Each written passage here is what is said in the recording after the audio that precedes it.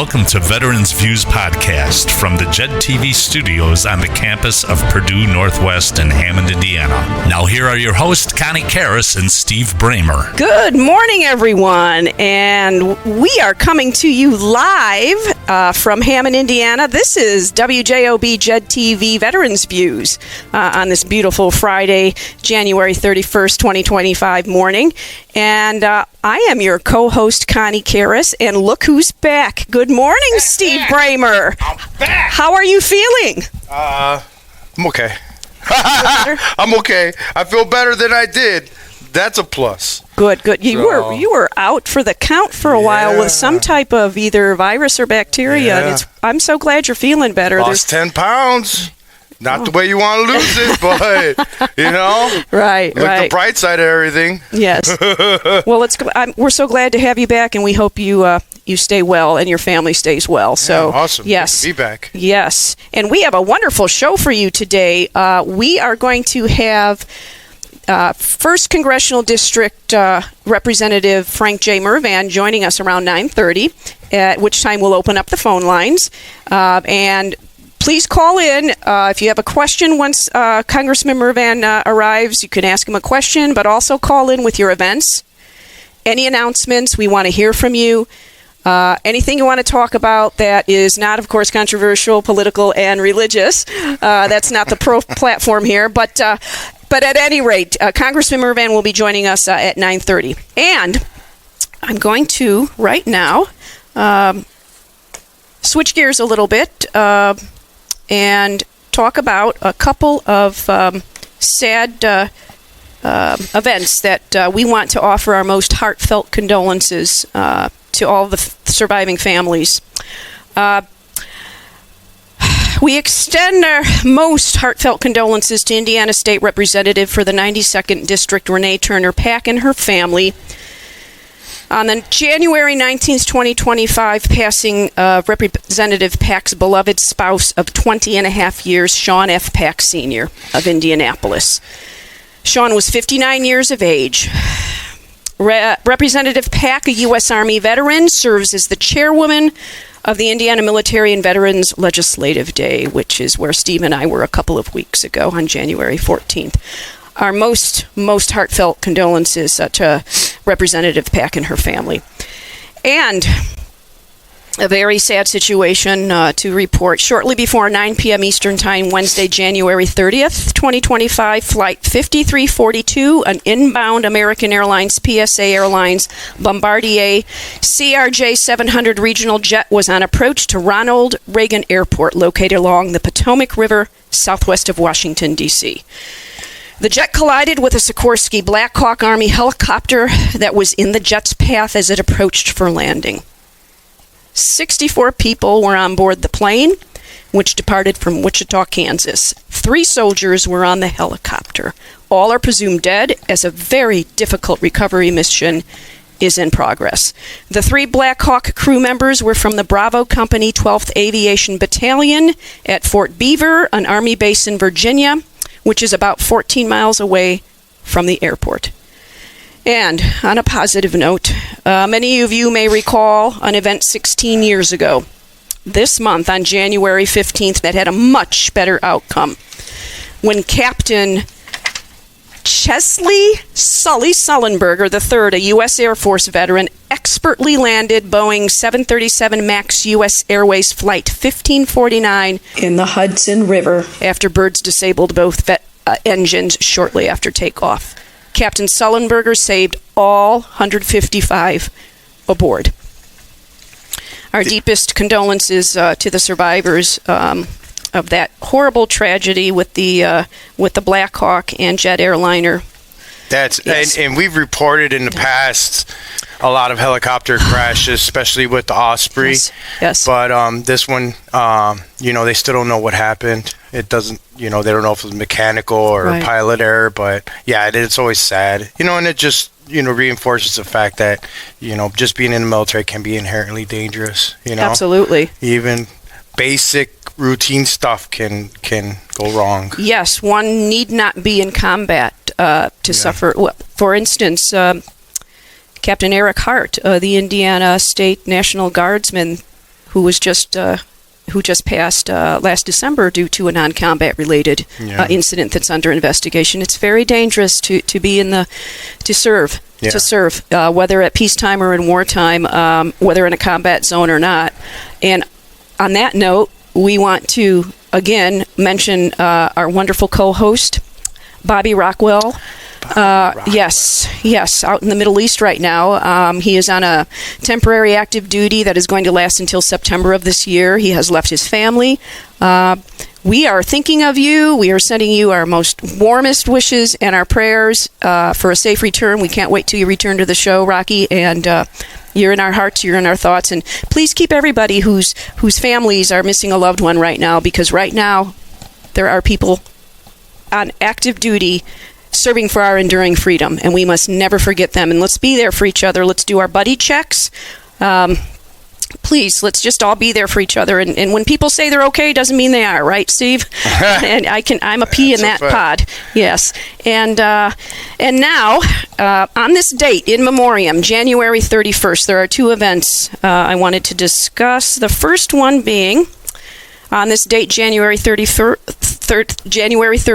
in 1944, the Battle of Kwajalein Atoll. And it lasted from January 31st to February 3rd, 1944. It was fought as part of the Pacific Campaign of World War II.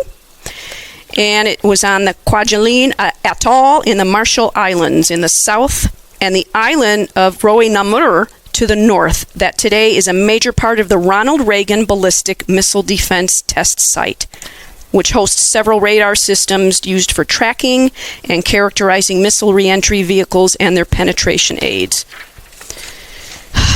Really? Yes. Right now, there's a military installation there in the Marshall Islands.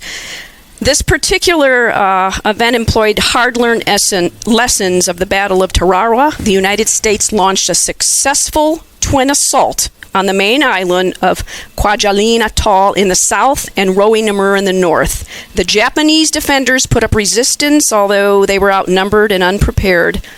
And the determined defense of Roe-Namur left only 51 survivors of an original garrison of 3,500. 8,800 were killed. I got one when you're done. And we have the Tet Offensive, and then please, yes, absolutely. And I just want to mention the Tet Offensive. It was a major escalation and one of the largest military campaigns of the Vietnam War that encompassed 3 phases, from January 31st to September 23rd, 1968. The Viet Cong and the North Vietnamese People's Army of Vietnam launched a surprise attack in the very early morning hours of January 31st against the forces of the South Vietnamese Army of the Republic of Vietnam, the United States Armed Forces, and their allies. It was a campaign of surprise attacks that had civilian command and control centers throughout South Vietnam taken by quite surprise. And the name is the truncated version of the Lunar Vietnam Festival called Tet Yun Dan. At the time of the Tet Offensive, the majority of the American public perceived that the war was not being won by the United States and its allies, despite assurances from President Lyndon Johnson and military leaders that such was the case. No matter that the PAVN and the VC lost about 30,000 of their best troops in the fighting at Tet, they were capable of replacing those lost with recruits from North Vietnam. So, in 1969, the year after the Tet battles, the U.S. suffered 11,780 killed, the second highest annual toll in the war. This was a clear indication that the North Vietnamese were capable of ongoing offensive actions, despite their losses at Tet. Most Americans were tired of suffering so many casualties without evidence that they were going to stop any time in the foreseeable future, and Walter Cronkite, anchorman of the CBS News, argued for negotiations as an honorable way out in a special report based on his journalism in Vietnam, broadcast on CBS in March of 1968. This is the human toll of the Tet Offensive in both phases 1, 2, and 3. 75 100,000 plus killed and wounded, 111,179 casualties total, 45,267 killed, 61,267 wounded, 5,070 missing. And these are actually, and nobody knows the exact numbers, of course, of the lives lost. Those are estimations. But wow. Yes, and to make things worse, I was reading an article, Steve, that claimed that when our beloved Vietnam veterans who had gone through this horrible, horrible war came home, they weren't initially allowed to even join the VFWs or American Legions because those two organizations did not recognize the war as official, as a valid war, and they were further shunned. Now, of course, they're being welcomed with open arms and have been for decades, but they weren't for decades after the war. Yeah. So we want to say our most heartfelt appreciation for not only all veterans and all folks who have selflessly served in some capacity for our enduring freedom, but our beloved Vietnam veterans for what they have suffered and still are suffering. So that's a lot of people. Oh, that is a lot of people. 75,000 killed. That's astounding. So 20 years ago, yesterday, on January 30th, 2005, Iraq had their first elections. And that's when I was out there. And first we had to do the build-up for the elections. So what we did is we would take these big concrete barriers, and we were securing the polling sites. And we would make, like paths in where cars couldn't drive through and stuff like that, so that you could eliminate the car bomb threat, right? So then, come the day of the elections, we were the QRF for the Mosul area. And could you say what QRF is for our audience? Yeah, quick reaction force. Okay. Yeah. And good point. And it was, at the time, I mean, we thought, oh my God, this is the first election this country is ever having. Like, this is amazing. The Iraqi people, they seem like they loved it, And what year was it again? 2005. 2005. God, yeah. So recent. 20 years. I can't believe it's been 20 years now. Yeah. I mean, I remember, so we got 2 calls when we were QRF. And at the time, I had to carry the 240 Bravo. So we got into the Black Hawk. We started flying there. And we actually got there later than the Little Bird and the Apaches. So they just let the Little Bird and the Apaches engaged. And I got to see that firefight happen, which was, I don't want to say on here, but, that was an experience. Let's put it that way. That was an experience, but it's amazing when you look back and you're like, man, that was 20 years ago. Like, oh my God, I can't believe time has flown so much, Yeah. But, sometimes things work out, sometimes things don't, I don't know how they feel about those elections now, but, things change. I mean, they still have elections, so, I guess it's a good thing out there. I don't know. That's, I guess, a topic for another day. That is.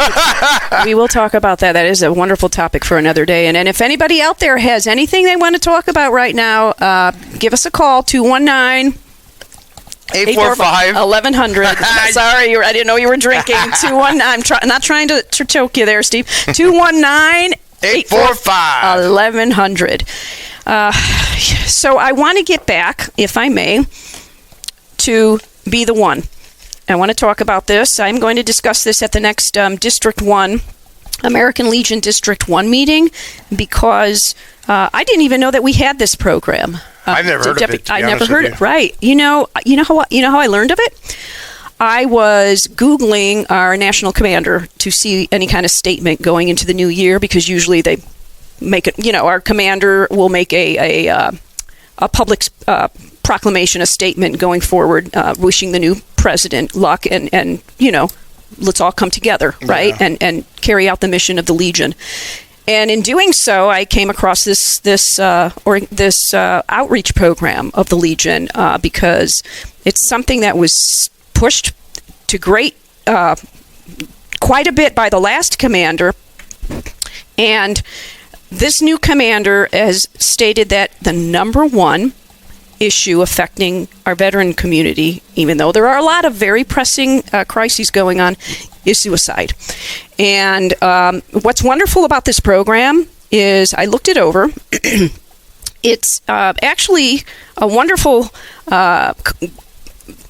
collaboration with Columbia University. They use their training. It's called the Columbia Suicide Severity Rating Scale to determine at-risk individuals. And what's so wonderful about it is it's not just open to the Legion members and our families. It's open to everybody because everybody's affected by suicide and everybody needs to come together to prevent it. Everybody. This isn't just something that's involving veterans. It's involving, of course, everyone. But everybody needs to come together, whether a veteran or not, because everybody who is a veteran is involved with someone who isn't. So we're all connected. And I actually signed up for the first class that I could attend. It's on February 4th, 2025. It's online. It's from 4:30 p.m. to 6 East Central Standard Time, 4:30 to 6. So it's an hour and a half long class, okay? But I'm really excited about it. I'm sure they're going to cover a lot of very interesting things. Now, if you want to register, again, you don't have to be a Legion member. Go to www.legion.org/B-the-1. Again, that's www.legion.org/B-the-1. If you don't remember Be the One, just go to www.legion.org. The registration link is actually on the homepage of our National Legion website. And it's wonderful. It identifies risk factors, warning signs, outlines types of suicidal ideation, 4 behaviors that indicate imminent risk, and it teaches you how to communicate effectively with an individual who may be at risk of hurting themselves. And that's an uncomfortable thing for all of us. And the other thing is the signs are so subtle sometimes. This will teach us how to delve a little deeper and see what those signs are because we overlook it. And oftentimes we don't want to see those signs in our loved ones and our friends or ourselves. So the next online class, this is a Zoom online virtual tutorial is on February 4th. And if you can't make that one, there's one on February 19th as well. And that one's in the afternoon from 1:30 to 3 o'clock Central Time. So go online, www.legion.org. And I'm going to talk about this at the District 1 Legion meeting. I've downloaded some very easily printable materials, and we're being called on to have seminars and bring people in from the community at our posts. That's interesting. So, yeah. You know, it's I had to have a talk with my kids not too long ago about it because the schools are educating the kids more on different things. So when my daughters come home and they ask questions, I feel like I have to expand on them. And one of them was about suicide and, hurting yourself and stuff like that. And I explained to my daughters that, everything, it can always get better. You don't want to ever put yourself in a position where you feel like you're alone. And I feel like that's a big part of like when you're a veteran, or at least in my instance, my PTSD is I isolate, I mean, when I'm just not in the mood, I'm not in the mood. I mean, if I don't want to talk to nobody, right, you're not going to make me, Sure. And it's hard to get out of that. It's hard to snap yourself out of that. So I don't know. I don't know how they tackle this issue because, I mean, man, this issue's we've been talking about this for 15 years now, and it's getting worse. It is getting worse. That's the alarming thing. There's more consciousness about it, more outreach than ever, but it is getting worse, as is the substance abuse problem as well. And what I found absolutely shocking was our last commander, American Legion commander, he said when he went before the Veterans Affairs Commission last year that veterans are 50% more at risk than the general population to take their lives. 50%? 50. 50. Oh, 50. That's a lot. And the suicide is bad enough within the general population to begin with. Yeah. But also that more veterans have been lost than the number of casualties the number of deaths in the Vietnam War, Korean War, and the Persian Gulf War theaters, and the global wars on terror combined. Oh, just think about that. Oh my God! Really? Yeah. So that's staggering. Absolutely staggering. And so the war within is a serious problem. And we need legislation, legislation to increase our quality of life, veterans' quality of life, access to services. And there are some good things that have happened with regard to legislation. And when we have Congressman Mervan come on around 9:30, he should be here very soon. It's 9:31. We can talk about some of those things that are in the works, some of that pending legislation. But yes, it's a very serious problem. And with regard to contacting your Congress folks, your congressional representatives, and your state representatives, very important to do that and let them know what's going on. It's very simple to do that. You can even get text and email updates on pending legislation. You can sign up for them very easily. You go to www.congress.gov, and it's very simple. That homepage, go all the way to the bottom. You see ways to connect. Choose that and then you'll go to another page. It says, and then you choose get email alerts and updates. Very simple to do. Just go to www.congress.gov. And with regard to your Indiana state legislators, go to the Indiana General Assembly website, iga.in.gov. And you can also go to a drop-down menu in the upper left-hand corner, and you'll see Find Your Legislator. Let them know what's on your mind. And now we see that Congressman Mervan has joined us. Good morning, sir. Good morning. How are you? Please, have a seat. Thank you for coming in today in your busy schedule. Happy New Year. Did you take a canoe or a kayak in today? It's very rainy. Yeah, I saw two animals in pairs walking down Indianapolis Boulevard. I didn't know what Jim was doing here. Oh, at any rate. Yes. So, yes. Thank you for having me here on Veteran Affairs. It's an honor to be here. Yeah, thank you, man. Thanks for coming in. Yes. Man, it's always a pleasure to have you in. Yes. So, how's it going? How's your new year? The new year is good.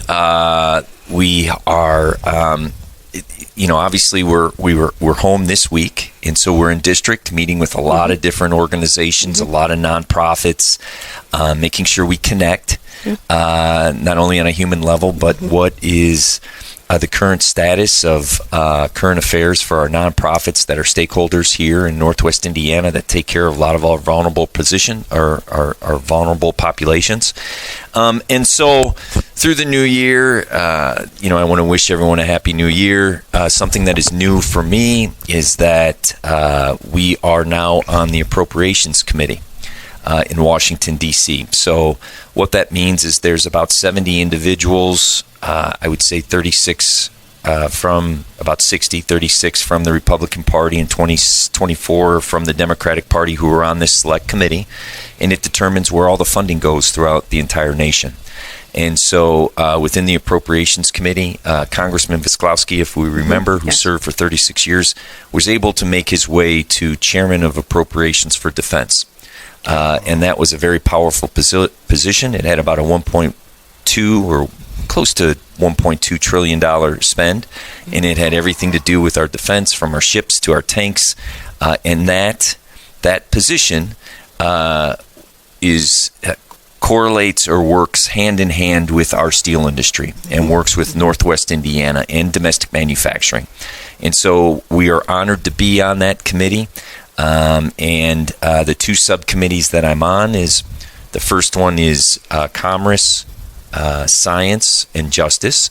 The Commerce side is Economic Development, meaning for Hammond, East Chicago, Gary, Maryville, Michigan City, Portage, all of these communities within Northwest Indiana, and I just name a few, as they are developing their downtowns, as they are developing new economic development.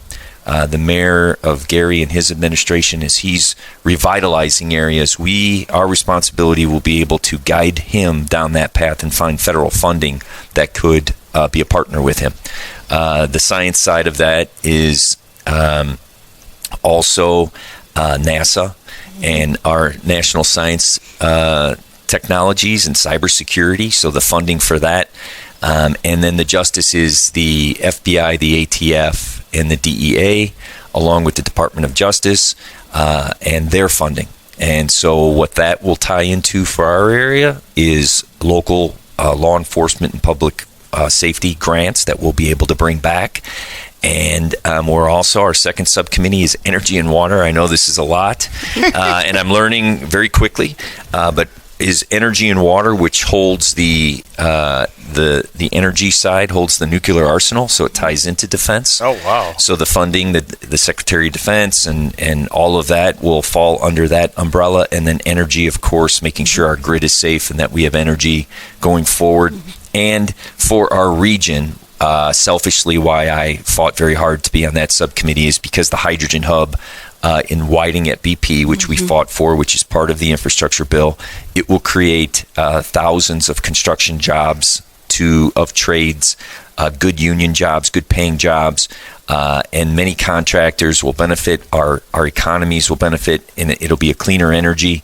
That hydrogen hub goes through the Department of Energy.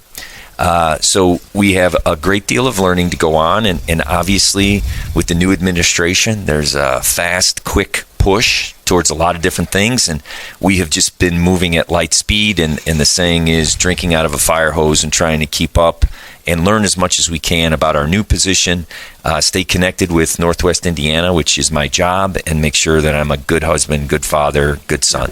Yeah. Beautiful. Yes. Yes, you do. How are you guys? More importantly. Good. Steve, how are you? Good. I'm okay. I'm doing better now. Yes. I had pneumonia for a couple weeks. So Yeah, there's all kinds of things going around. That knocked me down for a couple weeks, but I'm doing better now. Good. Voice is getting there, but How about your air? yeah, it's doing better. Okay. Doing better. Yeah. The only bad part is when I lay down. Okay. That's when I cough. Gurgle? Yeah. Yeah. Okay. Oh, when it first happened, it sounded like my throat was fizzing Right. when I was breathing. Right. It was so bad. Well, I'm glad you're better. Doing better. Everyone else in the house is good? Yeah. Very good. How about yourself, Connie? Doing well.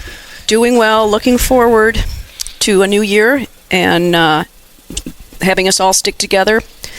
That's Right. what we need to do. That is correct. We have to come together and stick together and make the best. Full on board on yes, that. absolutely. I Full steam firmly ahead. believe that in this thought, being reflective is that we are a nation of laws. There's an appetite, which I learned in Northwest Indiana last November, that people want to see people working together in order to solve solutions.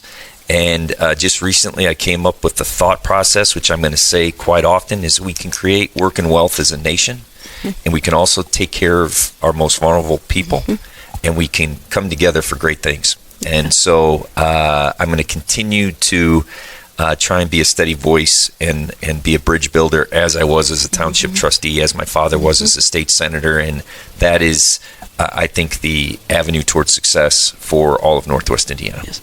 And Nice. veterans. Absolutely. Well, I was looking at some of the other task forces and caucuses that you serve on. I had no idea that you are such a busy person.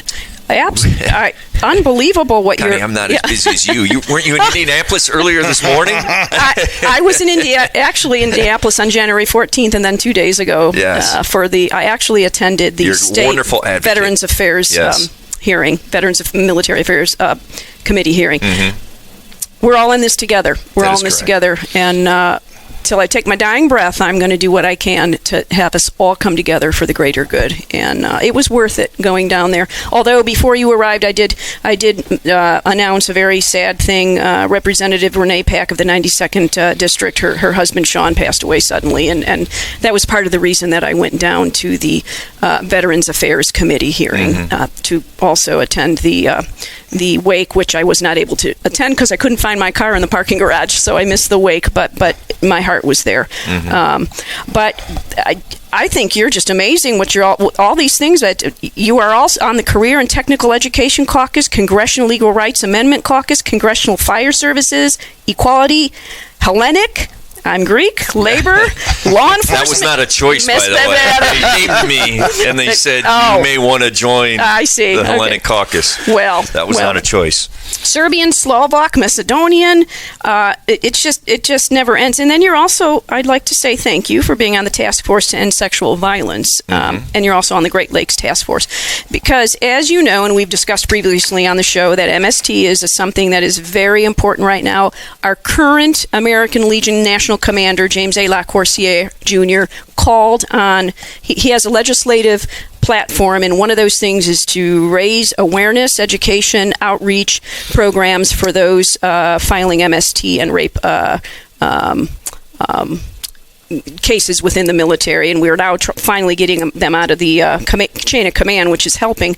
But I wanted to ask... Oh, that was a big step. That was a huge step. May I just add something? Yes, please do. Obviously, you had brought that up. It is extremely important to me as a township trustee. It was one of my forefront issues about protecting children from sexual harm, and we were able to put a No More Secrets program together. When that developed and we were able to bring the community together and we were able to pass a state law with my father and Representative Olthoff and Governor Holcomb, making an impact in the community, I was able to live through that experience. And as a freshman member of Congress on Veteran Affairs, I was able to pass a piece of legislation that was the Bipartisan Dignity for Military Sexual Trauma Survivors Law. So that is a law of the land throughout the nation. And what that does is it made sure that the VA, the Veteran Affairs, had a professional board of individuals who were qualified, either social work or psychology or therapists, in the room or part of the process of individuals who had claimed military sexual trauma, so that they were taken care of in a dignity way. And it was a recognition. And so this is a issue that I have been on the forefront of, and how it started. And all of that is dressing. How it started was on Holman Avenue in Hammond, Indiana. I was a member of Congress for 2 minutes, and I spoke to the VFW. They hold their meeting there, right? Yeah. And it was probably about 200-300 people. And a female veteran came up to me and grabbed me by the arm and said, if you could do anything. People didn't believe me. I've had trauma my entire life. Try and make a difference. And so right here in Hammond, Indiana, it was a veteran who kind of shook me and said, you've got to do something, because it goes unreported. What you're talking about, and people in the military understand, people who are not in the military, if someone goes to their commanding officer, sometimes that commanding officer will bury because of the paperwork or because of whatever reason. Oftentimes, so yes. That law that makes sure that it doesn't go directly to your commanding officer, it goes to, I believe, a policy board when someone, man or woman, comes forward with a military sexual trauma case. And so we are making everything possible to address that issue, but it all started by one veteran just basically saying, please do something for me in Hammond. I did not know that story. That's awesome, because I didn't know that either, and I know that law you're talking about, and that's a huge law. That is, it gives presumption to, MST, and before that, you have to prove it, and it's how how do you prove it? It's impossible sometimes. Yes, we have 2 callers. Yes, okay. Yes. Go ahead, caller. Good morning. You're on Veterans Views. Hey, good morning, everybody. Good That's morning. a comforting voice. Yes. When I hear that voice, it reminds me of like my whoopee when I was a toddler, my little blanket. Anyway, I have 3 quick comments. I know you got a busy show. Only 3? Only 3, and they're going to be brief. One for Connie, one for Steve, and one for the greatest congressman I ever worked with in my life. And I go back to Ray J. Madden, 1971. Anyway, having said that... He's lied. He goes way before that. Well, yeah, 1910, to tell the truth. Anyway, for Connie, no mail. And I want to invite you to attend our American Legion Hammond Victory Post 168 monthly meeting, Tuesday, February 4th at 6 p.m. And Steve, my New Year's resolution is not to pick on Steve Bramer this year. Well, thanks. And I'm on a roll here. And Congressman Mervan, first question is we've had a change at the top of the helm and a new appointee for the new position. It doesn't come to mind right now for the military. Mm-hmm. Was it the Department of Veterans? No, Department of Defense. The Defense Secretary.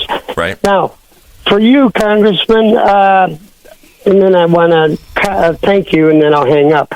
Are you still retaining your position on the Veterans Affairs Committee in Washington? Great question, Ernie. Because you've been on that committee since day one, man. Correct. The Appropriations Committee, and you'll have to follow me through this entire explanation. The Appropriations Committee is a select committee, so you can only be on one, and then you're on two subcommittees that take up a great deal of time.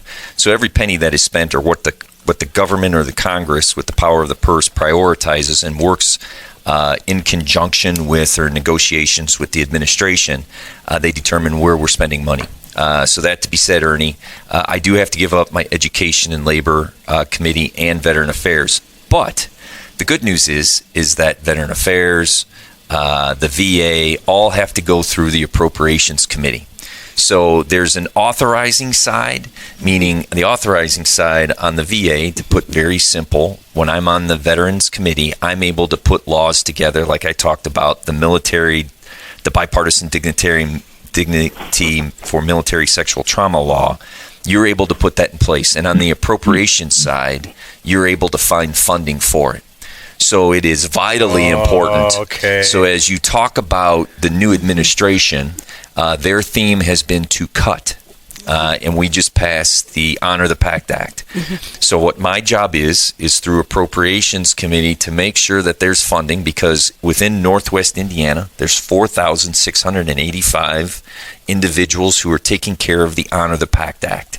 And I don't want to go off the rails, but what people need to know about Honor the Pact Act that I need to hammer away, not only if you have exposures in Afghanistan, in Iraq, but even in Vietnam or World War II, there's a large amount of things that can increase your disability. But if you get to 100% of disability, your spouse is now covered. Yeah. And people need to be aware of that. Oh, that's cool. Yes. And so making sure that the Honor the Pact Act and the VA is funded adequately to be able to do their jobs efficiently, to provide the benefits to the veterans, is my new role and my new responsibility. So I will be in the committee room when the Department of Defense and the Veteran Affairs Secretary comes to us as a group and says, this is our budget, this is our priority. I get to ask questions about the Anna Benjamin Center, or transportation, or veterans who want to be able to be housed at home with dignity instead of going anywhere else, and making sure that the Honor the Pact Act is fully funded. So it is a shift in responsibility, but still have under the umbrella my wheelhouse of veteran affairs. And your heart hasn't changed with dedication to our beloved veterans one bit. Right. So thank you. That's what matters. And putting it in your words, Ernie, from the 70s, it's a little bit of a drag that I have to give up the committees, but I still have oversight of spending. Which is big. I mean, that's half of the battle, is finding the money for these things. Yes. Well, let me just interrupt, because I'll let you guys go. But the best part of any speech, or that anyone that's talking said, is "in conclusion," because that's so I'm going to leave it with a comment about your dad. In 1999, when he got elected second time as a state senator, and he was a councilman at large in Hammond, and I had the honor to replace him in a caucus as a councilman at large in Hammond, and then went on and got reelected to that. And your father and your family and Gene and everybody's done such a wonderful job, Frank. And I'll leave the conversation by saying, again, you have done such a great job as a trustee, and they've carried on all the projects. I think I've helped you with with a lot of them when you were trustee at Wicker Park, and a lot of those programs you put together for veterans. Trustee Santos has kept those programs going forward. So thank you so much for what you're doing, and God bless you and your family. And Connie or Steve, if there's nothing else, I'll say toodaloo.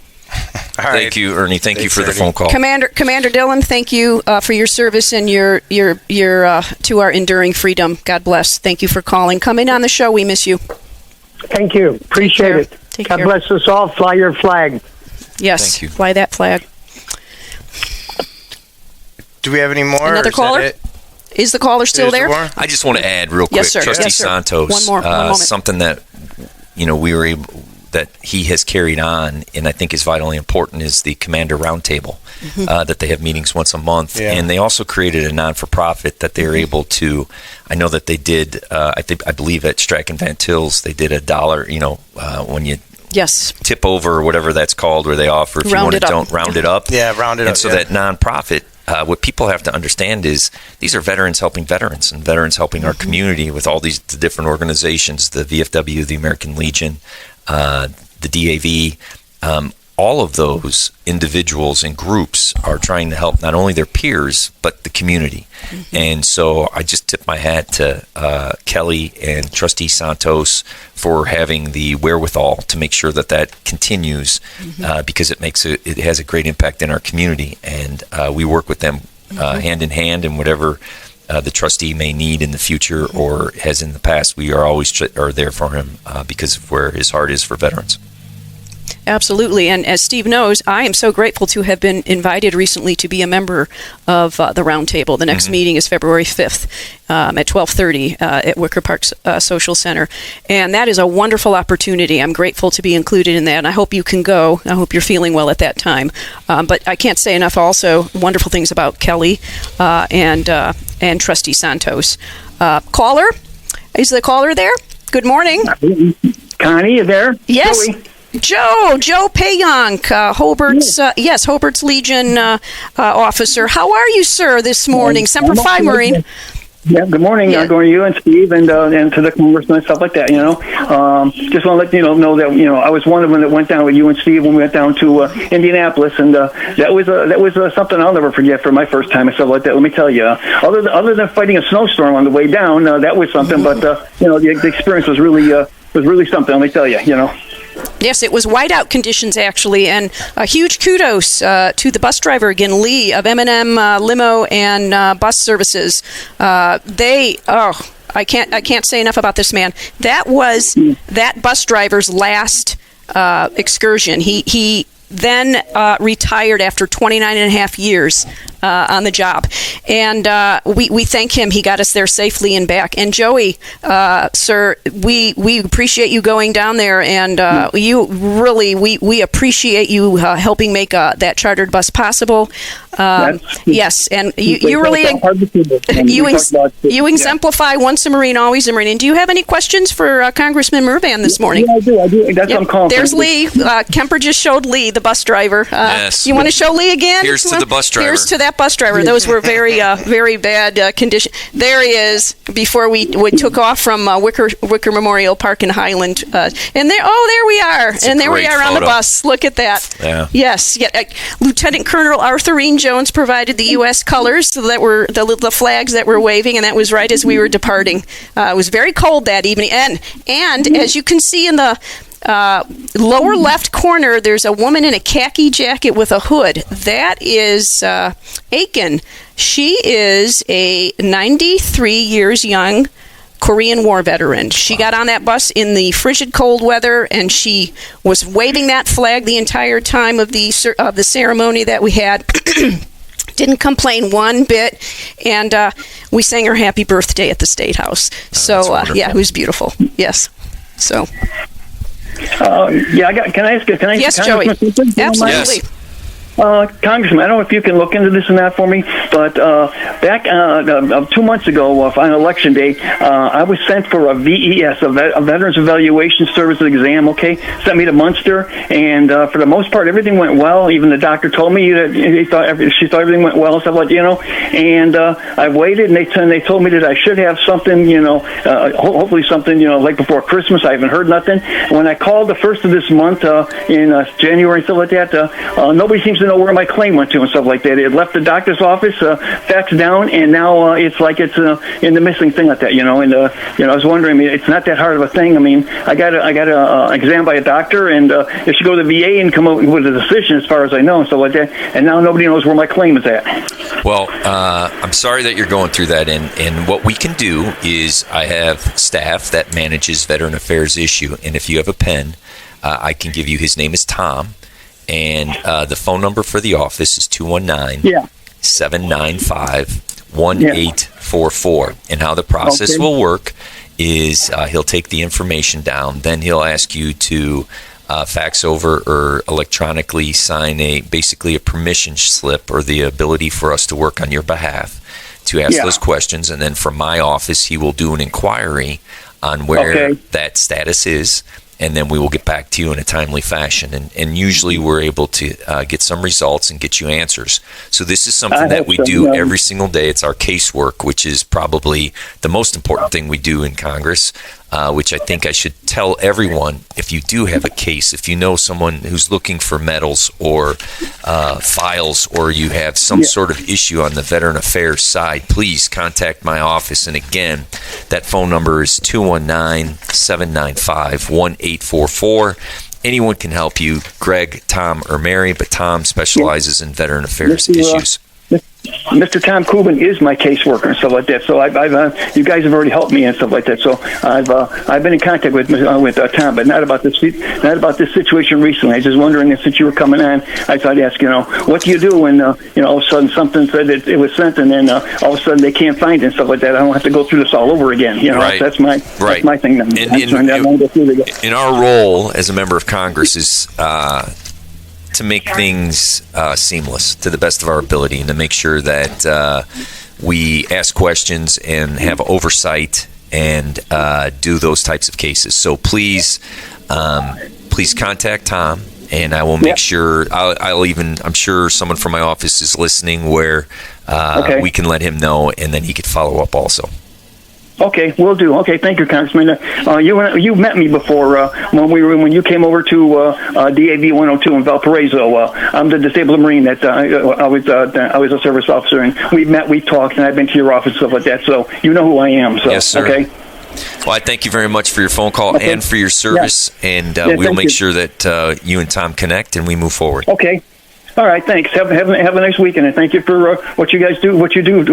Thank you very much for what you do for the veterans. Okay, sir. Thank you very much. Thanks, Joey. Right. Joe. Thank you for your selfless sacrifice for our enduring freedom. Semper Fi, Marine. We'll see you soon. I told you that. Yes. TEAM. There's no I in team. TEAM. Teamwork. That's what it's all about. Okay. Take care, my friend. All right. God bless. Have a good day. Kisses to Quincy. That's his dog. Yeah. Okay. All right. Very quickly. We got 10 minutes left. We have 10 minutes left. Okay. I just want to get some events in here. Steve, would you like to do the honors? Sure. And speaking of the North Township trustee, Adrian Santos, and the Wicker Park Memorial Fund, we have a wonderful coffee social coming up. Here you are, sir. Excuse me, Congressman. All right. So I got one. There's a flag line honors for a U.S. Army combat medic. His name's so I have Dale Doc Reddy. The flag line is going to be 10 a.m. to 2 p.m. Tomorrow, February 1st, at Burns Funeral Home, 10101 at Broadway in Crown Point. The family arrival will be at 10 a.m. Visitation will be from 11 a.m. to 2 p.m. And the military honors will be at 2 p.m. So if anybody is available for a flag line, please attend. We also have the Vet and Friends Coffee Social, which is going to be February 11th from 9 a.m. to 11 a.m. Coffee Social is designed to help bring veterans and their families together and establish meaningful connections through camaraderie and resource sharing.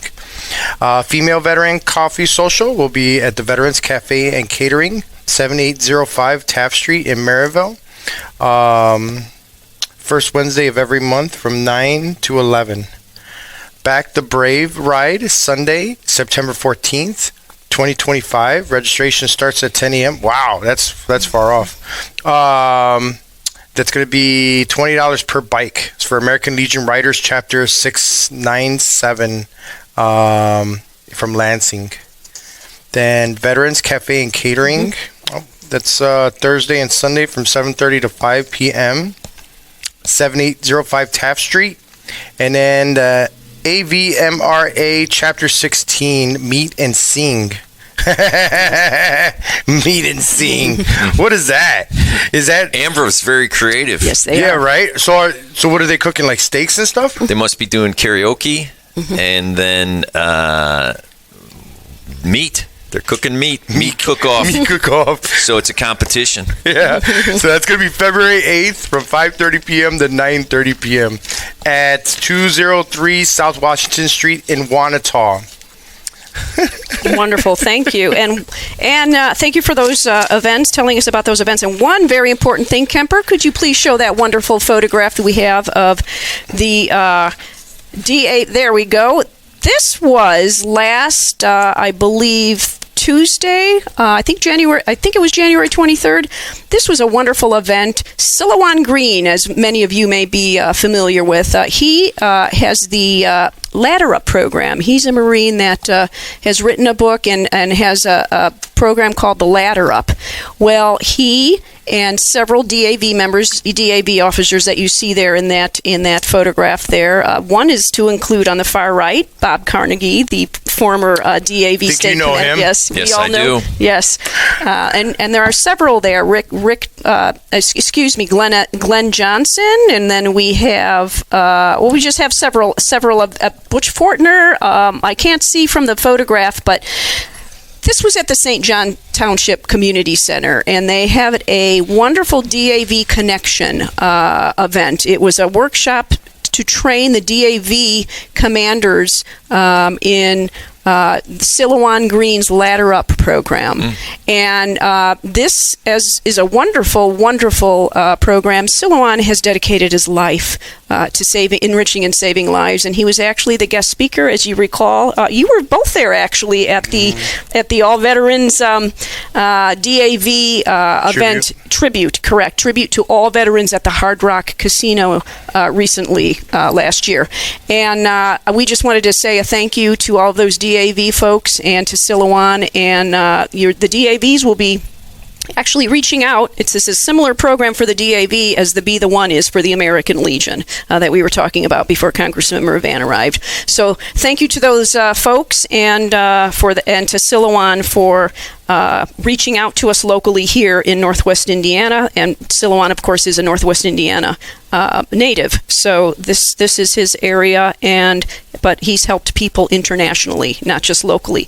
And I want to present you, sir, with a thank you card from the First Unitarian Church of Hobart, where I used to be the Faith in Action Committee chair many years ago, over a decade ago. And this is a thank you from many of the members there for all that you have done for all of us. And I signed it as well. I wanted to give it to you in person. They were going to mail it to you at first, which is why it's in an envelope. And since I said that sometimes you come on the radio show, I'd like to give it to you in person. So thank you very much. Thank you so much for everything. Please thank everyone from the church for their spirituality and their activism of caring for people. Yeah. Yeah. And I just want to close by very concisely saying that we talked about the transition of the new administration, and for veterans, because that is what this radio show is all about, and protecting veterans and making sure we look out for each other. There's going to be a lot of information that's coming at us in a lot of different directions. And so my goal is to be a steady hand and to make sure that the funding exists, to make sure that you receive the benefits that you were promised, and to continue to be an advocate. And as a member of the Appropriations Committee, that's what I will do. I will make sure that prioritizing the programs that are successful, efficient, effective within Northwest Indiana is something I am going to fight for, advocate for, and make sure that we focus on. And so my only message is I'm going to do my best to create certainty so that an individual veteran who's sitting at home wondering about this program, suicide prevention, or their GI Bill, or their medical benefits, or their disability, as through all these communications, I'm going to continue to show up and be part of this radio show so that people understand what is going on and what we're doing to make sure that we preserve those benefits. And so my job is to create certainty and clarity. And I understand, even myself, through these last couple weeks have been like, what does this mean? But ultimately, what I want everyone to know is that we will move forward as a nation together, finding common ground, as I opened up with making sure we create work and wealth, protect our veterans, our most vulnerable populations, and then also focus on being a nation that comes together. And so if we could do that, I think we'll be better off. And I'm honored to be here with you today. You say you go to Indianapolis. I need you guys to come to Washington, D.C. one day. We can even maybe set it up where you remotely do a show. And I would love to have you out and just show you the different things of how the things operate, just like you do when you go to Indianapolis. And I would love that opportunity. And I always say, but I'm very serious, I only have a lifespan of 2 years because anything can happen. And so please take advantage of that. And if you can come out, I'd love to have you. Who should we talk to? Yeah, that'd be Drew? awesome. You're going to talk to Renee, who's here now, and she'll maybe leave a card. But we'd love to have you out. Even if you shot some videos and walked around, and maybe we can coincide it with a committee hearing that is specific to Veteran Affairs. When that'd be awesome. Secretary, that'd be awesome. The Secretary of Veteran Affairs comes out, and we're talking about budgets. I don't know how much time we'll spend, but we'll carve out 30 minutes, and we'll make sure the staff shows you a wonderful time and the patriotism that. And for you to be able to see people working together, I think that'll be important. Yeah. Yes, yeah. Just going to Indianapolis was a big, not eye-opener, but to see the government working, it's a whole, it's different. Let's put it that way. It's very different. So I understand. All right, cool. So last call. Everybody have a good weekend. Thank you for coming in. Thank you very much, Steve. Thank you. Greatly appreciate it. Please tell you, I hope you're feeling better. Tell your family we said hello, Connie. Thank you for your advocacy and most importantly, being everywhere all of the time. It's important. So I appreciate it. You know that better than anyone. Yes. Thank you so much, 1st Congressional District Congressman Frank J. Mervan, for coming in today. And everybody, have a wonderful day. And remember, be there for each other, buddy check. We're all on this together. Don't let anything divide us. Be kind above all. And the United States of America may not be perfect, but it's the United States of America. Let's make that ring true. God bless America, everybody. See you next week. Hoorah. You've been listening to Veterans Views podcast from the Jed TV studios on the campus of Purdue Northwest in Hammond, Indiana. Thank you for listening.